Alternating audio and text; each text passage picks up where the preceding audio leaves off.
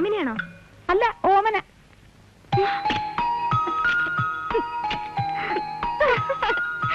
അയ്യേ, എന്തൊരു വേഷം! ഇതിന്റെ അകത്തൊന്ന് എത്തിപ്പെടാൻ മാത്രമേ അറിയാവൂ.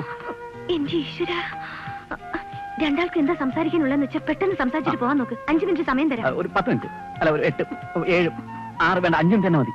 ശരി, എന്നാ ഞാൻ പോട്ടെ. ലത ഇവിടെ നിന്നോളൂ. അയ്യടാ, അത് വേണ്ട, ഞാൻ സെക്യൂരിറ്റി ആയിട്ട് പുറത്ത് നിന്നോളാം. അതെ പോലെ ഇതോടെ കൊണ്ടുപോയിക്കോളൂ.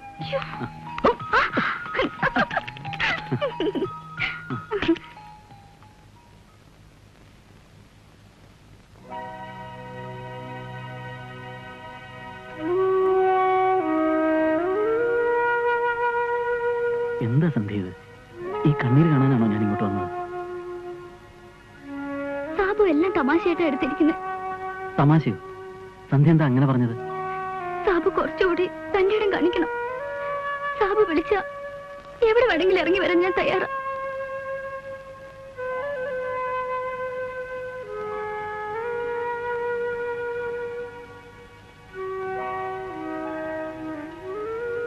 എന്റെ വീട്ടിലെ കാര്യങ്ങളൊക്കെ സന്ധ്യയ്ക്ക് അറിയാമല്ലോ. എനിക്ക് കുറച്ചുകൂടെ സമയം വേണം. എല്ലാവരുടെ ആശീർവാദത്തോടു കൂടി നമ്മൾ വിവാഹിതരാവുമെന്ന് എനിക്ക് തോന്നുന്നില്ല. ഏതെങ്കിലും രജിസ്ട്രാറുടെ മുമ്പിൽ വെച്ചായിരിക്കും നമ്മുടെ കല്യാണം.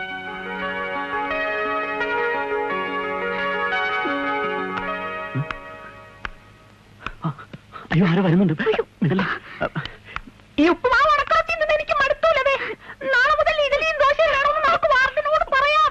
അതല്ലെങ്കിൽ നമുക്ക് ഈ ഹോട്ടലിൽ നിന്ന് മാറാം. ഇവിടെ വിസിറ്റേഴ്സിന് വരാൻ കൂടി സൗകര്യമില്ല. Excuse me. അയ്യോ, മിമിക്രി നമ്പറൊന്നും വേണ്ട, വേറെ ആരും വരില്ല, ഞാൻ ഇവിടെ തന്നെ ഉണ്ട്.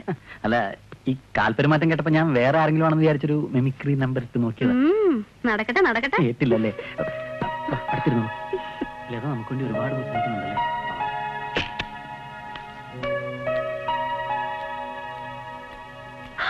അയ്യോ അമ്മ, അയ്യോ അമ്മ വരുന്നു. വരാൻ പറയൂ.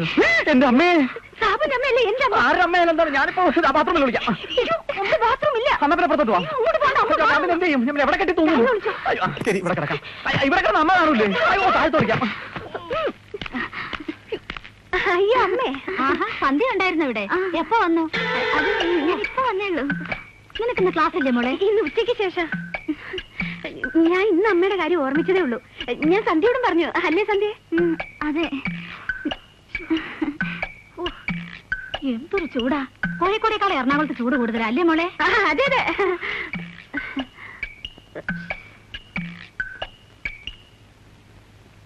അമ്മ എന്താ ഒരു മുന്നറിയിപ്പും ഇല്ലാതെ പെട്ടെന്ന്? ഞാൻ ഓഫീസ് ആവശ്യത്തിന് ഇവിടെ വരെ വന്നതാ. അപ്പോ നിന്നെ ഒന്ന് കണ്ടിട്ട് പോവാന്ന് വെച്ചു. നന്നായി. അമ്മ മദറിനെ കണ്ടോ? ഇല്ല മോളെ, കുറച്ച് കഴിയട്ടെ. നിങ്ങൾ ഇവിടെ ഇരിക്കേ. അയ്യോ, മദർ ഇപ്പൊ വെളിയിൽ പോവും.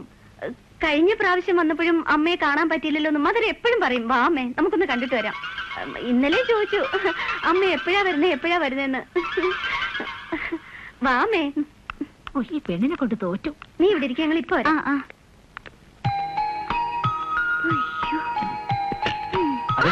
ഏതായാലും പോലെ ഒന്നും പറയണ്ട, പോകാൻ.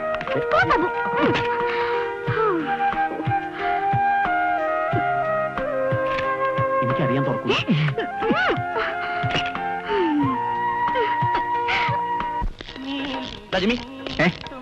ഇവിടം വരെ എത്തിയുള്ളൂ.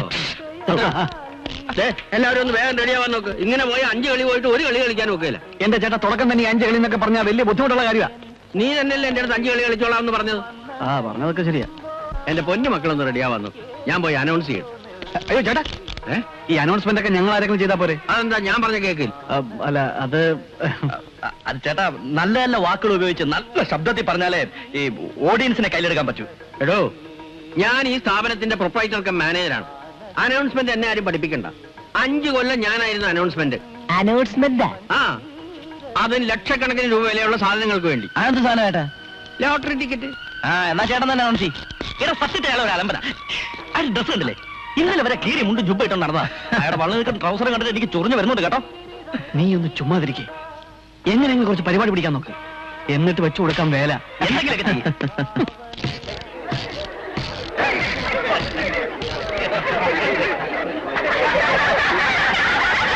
പ്രിയപ്പെട്ട നാട്ടുകാരെ, തൊഴിലാളി സുഹൃത്തുക്കളെ, അമ്മമാരെ, പെങ്ങന്മാരെ, സഹോദരന്മാരെ, സഹോദരിമാരെ, മരുമക്കളെ, ഇന്നാണ് നിങ്ങളേവരും ആകാംക്ഷയോടെ കാത്തിരുന്ന ആ സുദിനം ഇന്നാണ്. ലോട്ടറിയുടെ അനൗൺസ്മെന്റ് കേട്ടാ കൊച്ചിയുടെ എന്തെങ്കിലും ആവട്ടെ. ഇങ്ങനെ പോയാ ഒരു ദിവസം 5 കളി വെച്ച് കളിച്ചു തന്നെ. രൂപം കൊള്ളും യുവദർശന. യുവദർശനയുടെ പരിപാടി ആസ്വദിക്കാൻ പുറത്തു നിൽക്കുന്ന മഹാന്മാരും മഹതിമാരും അശേഷം മടിക്കാതെ അകത്തേക്ക് വരിക, അകത്തേക്ക് വരിക, അകത്തേക്ക് വരിക.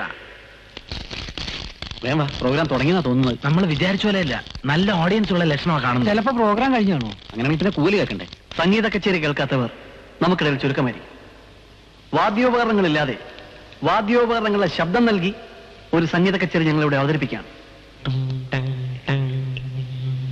വാദാപി ഗണപതിം ഭജേ ഹം, വാദാപി ഗണപതിം ഭജേ ഹം, വാദാപി ഗണപതിം ഭജേ ഹം, വാരണ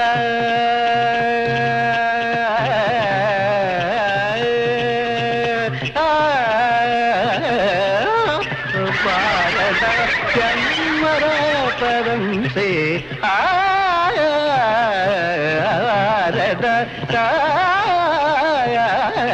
പാഗാഭിഗണ പദേ ഭജേ.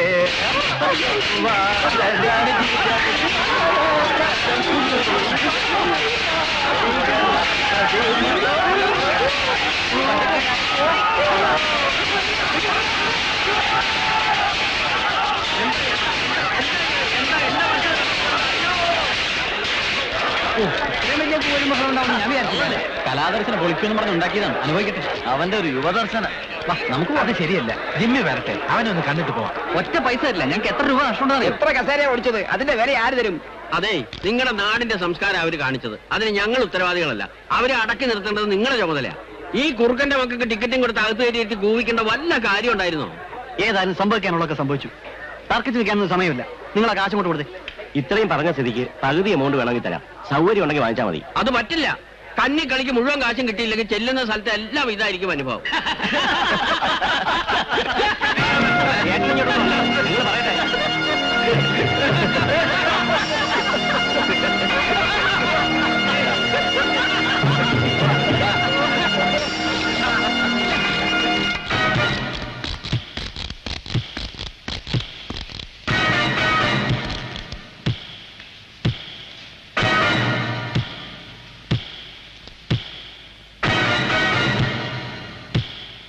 എന്തിനാടാ ജിമ്മി? നമ്മുടെ പേരും കൂടെ നീ കളയല്ല. നീ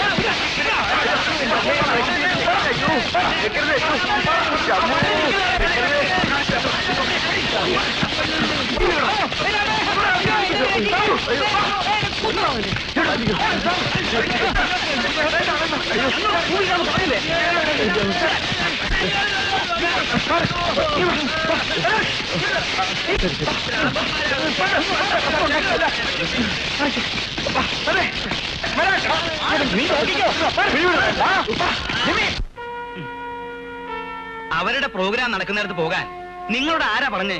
ഞങ്ങൾ അവരുടെ പരിപാടി എങ്ങനെയുണ്ടെന്ന് നോക്കാൻ പോയതാണോ? എന്തിനാ? പ്രോഗ്രാം ബുക്ക് ചെയ്യാനോ? നിങ്ങൾ അവിടെ പോയതാ എല്ലാ കുഴപ്പത്തിനും കാരണം.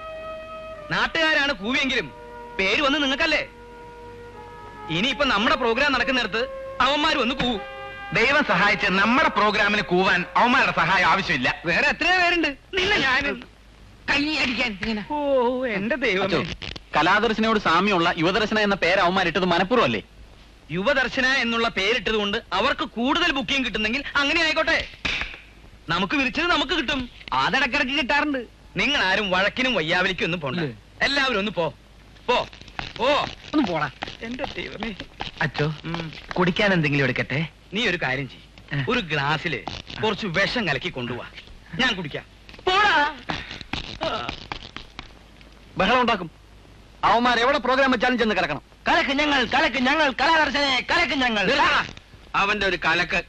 നിങ്ങൾ അങ്ങോട്ടും ഇങ്ങോട്ടും കലക്കി നടന്നാലേ കലങ്ങി പോകുന്ന എന്റെ കാശാ. ദിവസത്തിൽ 5 കളി എന്ന് പറഞ്ഞ് ഇറങ്ങിയിട്ട് കൊല്ലത്തിൽ 5 കളിക്കാൻ ഒക്കോ? നിന്റെ ആ പാട്ട് കച്ചേരിയാ എല്ലാം കലക്കിയത്. ഓഹോ, ഞാൻ പാടിയോണ്ട് ഇപ്പൊ കുഴപ്പമുണ്ടായത്. ആ മൃദംഗം വേറൊരു വഴിക്ക്, ഘടം മറ്റൊരു വഴിക്ക്. ഉറക്കം തൂങ്ങി വീണോണ്ടാ കുഴപ്പമില്ല ഉണ്ടായത്. ഇനിയിപ്പോ ഇവിടെ കിടന്ന് അതും ഇതും പറഞ്ഞ് ബേളം ഉണ്ടാക്കിയിട്ട് എന്താ കാര്യം? പ്രോഗ്രാം മോശമായതുകൊണ്ടാ ആളുകൾ കൂവിയത്. കൂട്ടത്തിൽ ചിലപ്പോ അവന്മാരും കൂവി കാണും. അങ്ങനെ അവന്മാര് കൂവണ്ട. അവന്മാരെ കൊണ്ട് കൂവിച്ചത് ആ തറക്കണ്ടവാ. ആ തറക്കണ്ടം മനസ്സിലാക്കട്ടെ, ഞാൻ അവനേക്കാ വലിയ തറയാന്ന്.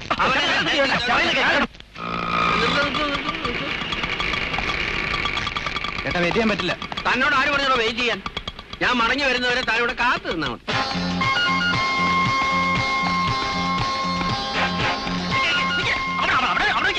എവിടെ പോകുന്നു? പ്രാർത്ഥിക്കാനാണോ അല്ല കുമ്പസാരിക്കാനാ? എനിക്കിപ്പോ അറിയണം തറ എവിടെയാ. തറതേ ഇവിടെയാ, ഇരുന്നോളൂ. അതല്ലടോ തറക്കണ്ട ആരാന്ന്. ഈ നിലയ്ക്ക് തറക്കേണ്ടത് നിങ്ങളെയാ. നിങ്ങൾ ആരാന്ന് കേട്ട് കാണും. പച്ചാളം പാപ്പച്ചൻ. പച്ചാളത്ത് കേട്ടുണ്ട്, പക്ഷെ പാപ്പച്ചൻ എന്ന് കേട്ടിട്ടില്ല. എന്നാ ഞാൻ കേൾപ്പിക്കും. നമ്മളാരാ? ഞാൻ മമ്മൂട്ടി. മമ്മൂട്ടി. കർത്താവേ, മനസ്സിലായില്ല കേട്ടോ മോനെ. ഞാൻ സിനിമയിൽ മാത്രമേ കണ്ടിട്ടുള്ളൂ. ജീവനോടുകൂടി ഇപ്പൊ ആദ്യമായിട്ട് കാണുക.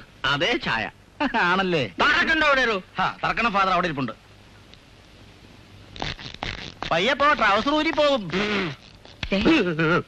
അയ്യോ മമ്മൂട്ടി മിണ്ടല്ലേ. ദേ അച്ഛന്റെ ഞരമ്പ് രോഗം പരിശോധിക്കാൻ വന്ന സായിപ്പ് ഡോക്ടർ ആയിരിക്കും. അതാ ഒരുമാതിരി തറയായിട്ട് സംസാരിച്ചോണ്ട് പോയത്, താണ്ടമ്മ ചേച്ചിയെ പോലെ. കാണിച്ചതിൽ അതിരൊക്കെ ഉണ്ട്. പള്ളിയിൽ കുർബാനയും കുമ്പസാരമായിട്ട് കുത്തിയിരിക്കേണ്ട അച്ഛന്മാര് പാട്ടും കൂത്തും മിമിക്രി ആയിട്ട് ഇറങ്ങിയിരിക്കുക മനുഷ്യരെ കഷ്ടപ്പെടുത്താൻ. അതൊക്കെ നടത്താനേ കലാപാരമ്പര്യമുള്ള കുടുംബത്തിൽപ്പെട്ട ഞങ്ങളെ പോലുള്ളവരുണ്ട് ഇവിടെ. നിങ്ങൾ ആരാ? നിങ്ങൾക്ക് എന്താ വേണ്ടേ? കലാകാരൻ ഇവിടെ ഇരിക്കും. എന്നെ അങ്ങനെ ഇരുത്തിയിട്ട് യുവദർശനെ ഒതുക്കാമെന്ന് കരുതണ്ട. മമ്മൂട്ടി ഇവിടെ ആരും ഇല്ലേ? തല്ലിക്കാനായിരിക്കും. എങ്കിൽ മമ്മൂട്ടി വേണ്ട, ഭീമന്റെ ഹൂനെ വിളിക്കാവും വരട്ടെ. പോവാനോ? അങ്ങനെ പോകാമെന്നവനല്ല ഞാൻ. താൻ വിളിക്കുന്നിടത്ത് വരെ ഞാനാരാ? തന്റെ കുശലിക്കാരനാണോ? എന്റെ ദൈവമേ. ഒരു കാര്യം ഞാൻ പറഞ്ഞേക്കാം. അച്ഛൻ ഈ അലവലാതി പിള്ളേരെ വിട്ട് യുവദർശനയുടെ പരിപാടി കലക്കാനാണ് ഭാവമെങ്കിൽ വാടകയ്ക്ക് ആളുകളെ കൊണ്ടുവന്ന് നിങ്ങളുടെ പരിപാടി ഞാനും കലക്കും. ഇങ്ങനെ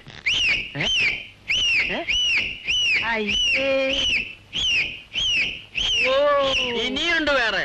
അപ്പൊ നിങ്ങളാണ് യുവദർശനയുടെ ആള്? അതെ, ഞാനാണ് ഇതിന്റെ proprietor cum manager, Pachalam Pappachan. നിങ്ങൾ എന്തുദ്ദേശത്തോടെയാണ് ഇങ്ങോട്ട് വന്നത്? എന്നെ തല്ലാനാണോ? വേണ്ടി വന്നാൽ അതിന് ഞാൻ മടിക്കില്ല. താൻ ആരടോ? തറ. വേറൊരു തറയായതുകൊണ്ടല്ലേ താൻ ഈ തറപ്പണികളൊക്കെ ചെയ്തത്. പച്ചാളം പാപ്പച്ചന്റെ പച്ചയായ രൂപം താൻ കാണാൻ പോകുന്നതേ ഉള്ളൂ. താൻ എന്താ വിചാരിച്ചേ? ഒരു പരിധി വരെ എനിക്ക് അച്ഛനായിട്ടിരിക്കാൻ പറ്റൂ. താൻ തറയാണെങ്കിലേ ഞാൻ അടിത്തറയാ. കുറെ നേരം ഇല്ല തുടങ്ങിയിട്ട് ഒരു വള്ളിയിലേക്ക് ഇട്ടിട്ടുണ്ട് വലിയ അളവ്. നിന്നെ ശരീരം എന്താ എന്ത് പറ്റിയോ? മമ്മൂട്ടി അച്ചോ, ഞാനൊരു കാര്യം പറഞ്ഞാൽ താൻ ആരോടെങ്കിലും പറയോ? പറയൂ അച്ചോ. ഓ